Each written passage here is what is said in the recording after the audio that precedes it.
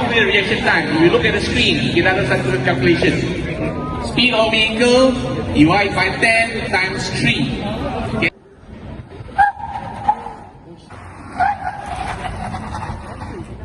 Alright.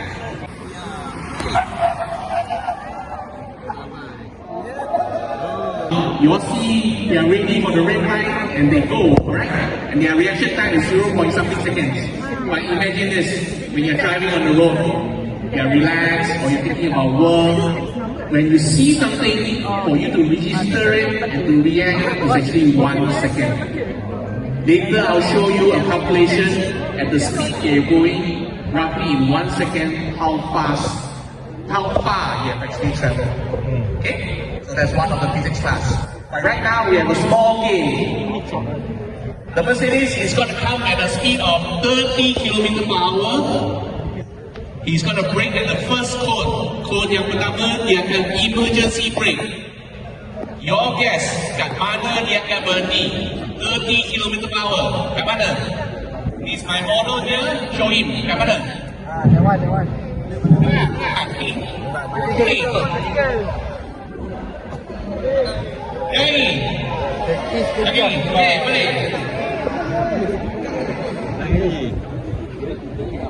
Okay, everybody ready ya? 30. Alright.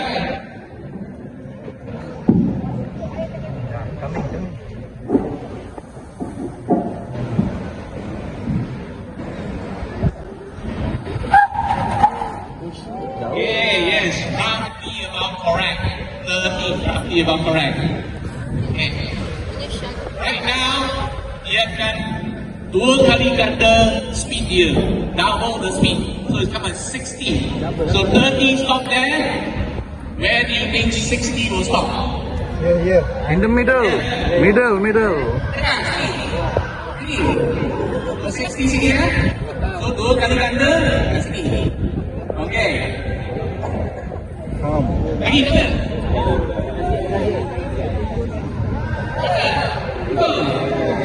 Lagi. Okay. Alright, everybody get ready.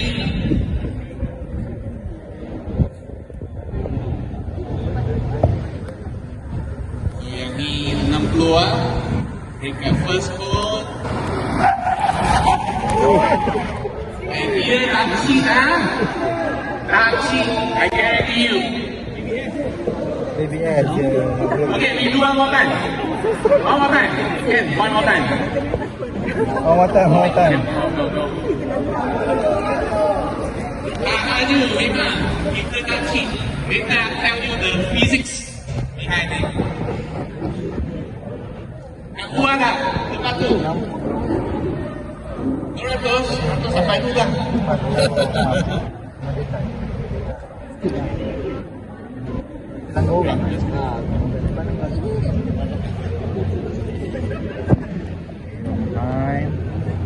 Okay, kita akan datang 60 tersekam.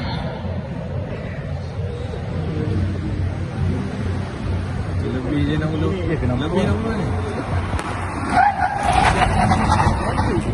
Alright, so this is one of the physics class. Right, you double your speed, you do not just double your braking distance. You 4 times your braking distance. This is physics. Right, you cannot beat physics. No matter if you are a Formula 1 car, normal car, any car at all, when you double your speed, you 4 times your braking distance. Okay, dah nampak dah 60.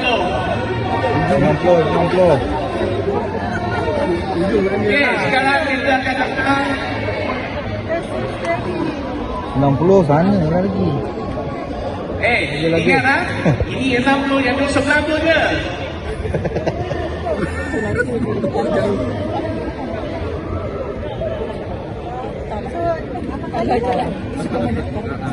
Okay, demonstration starting 90.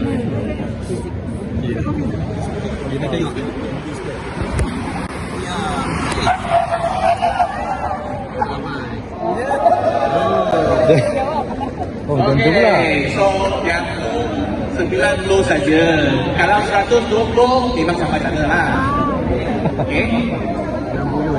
Yang lain ni. Yang tu sampai 120 sampai akhir lah. Right? Okay, kenapa kita pilih 30, 60, 90? Biasa nampak speed ni kat mana? 30 kat mana? Sekolah, Sekolah, betul. Lagi? rumah. Hospital, betul. So roughly you know your braking distance is about between, depending on road surface. Tapi 30 dah langgar budak sekolah lah ni. Betul Okay, betul. kenapa? Kat mana? Dekat speed kamera. Kat mana?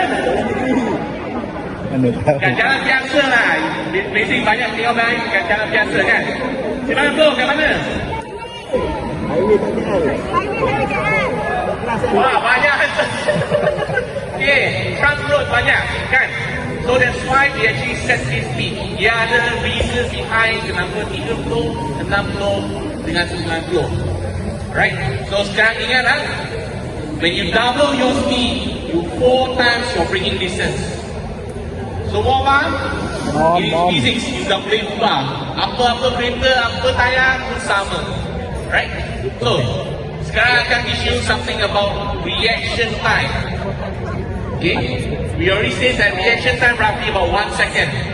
Tadi 60, yang untuk 60 ni, okay, how do you calculate reaction time? You look at the screen, kita ada satu calculation. Speed of vehicle divide by 10 times 3. Okay? So basically, kat 60, okay, everybody can look back here.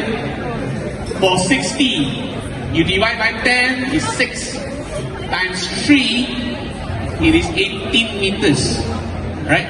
So let's say 18 meters, how far? Right. We have a volunteer, they will walk 18 meters. So, yeah. 1, 2, 3, 4, 5, 6, 7, 8, 9, 10, 11, 12, 13, 14, 15, 16, 17, 18. In 1 second and 60 foot power, you have 18 meters. This far. Right? So imagine you're going 110. 110 divided by 10, 11 times 3. In 1 second, you're on 33 meters. So our reaction time, we cannot change it. Of course, when you're ready for it, you're faster. But when you're driving on the road, whenever you're always ready, you're not always ready for an accident. Correct? You're always relaxed. So, reminder here, do not tailgate car in front. The higher speed you go, the further distance you need to keep. Okay? Alright. So, tadi 60 demonstration kita berhenti kat sini. Betul tak? Tapi sekarang kat sini ada satu obstacle. Macam mana? Ya, macam mana? Harga. Ayo, insurans mahal sekarang. Okay?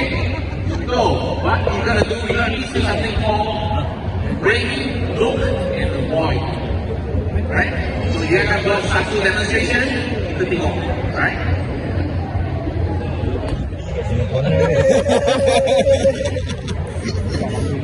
This is much.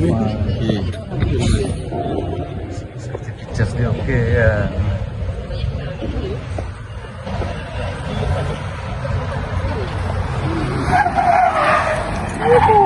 Kena beli lama ni.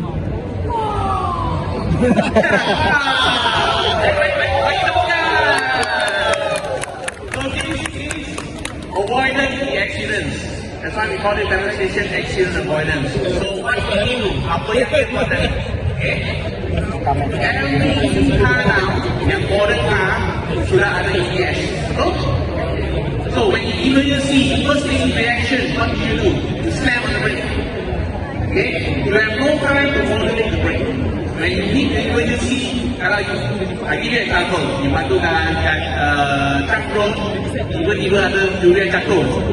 Okay? You have no time to modulate the brake. You slam on the brake. Betul? Kalau ini durian, you slam on the brake, you avoid, sudah berhenti, dan you boleh turun kereta ambil benda makan. Alright? So what do you do during such situation?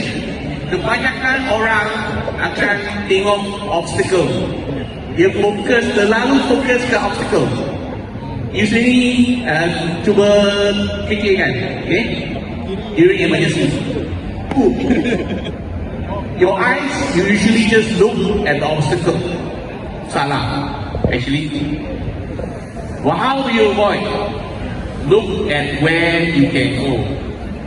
That is very important. Try to think back during emergency situation. You always too focus on the obstacle. So what do you need to do? Of course, first thing first is emergency brake. Then recognize that the obstacle. Look for an escape path. It can be on the right, it can be on the left. Make sure you focus on the escape path. Naturally, your hands will actually start to steer. Right? Sorry?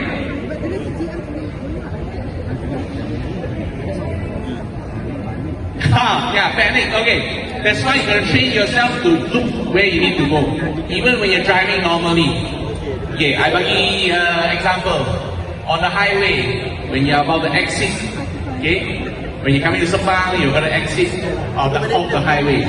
You train to look further ahead, so you always know where the exit paths are. That's why we do not follow car too close. If we follow car too close, we don't know where the exit is. We don't know where the safety path is. Correct? Correct. Betul? Betul. Okay, so from now on, zero accident. Okay? Can? Boleh ya? Possible. Right, so to recap, remember, reaction time, how you calculate speed divided by 10 times 3 is a rough estimate. Kalau you pergi 100 your reaction time to in 1 second, you have already traveled 33 meters. 33 meters tu jauh tau. Okay? Then, stopping distance, 2 kali ganda your speed, 4 kali ganda your stopping distance. 4 times your stopping distance. Double your speed 4 times. Right? It's not double stopping distance. And lastly, how do you avoid an accident? Brake, look for escape path, and naturally your hands will steer away from an obstacle. Any questions? All clear? That ends my class. Like I said, it's a very simple physics. I'll hand you back to Usha.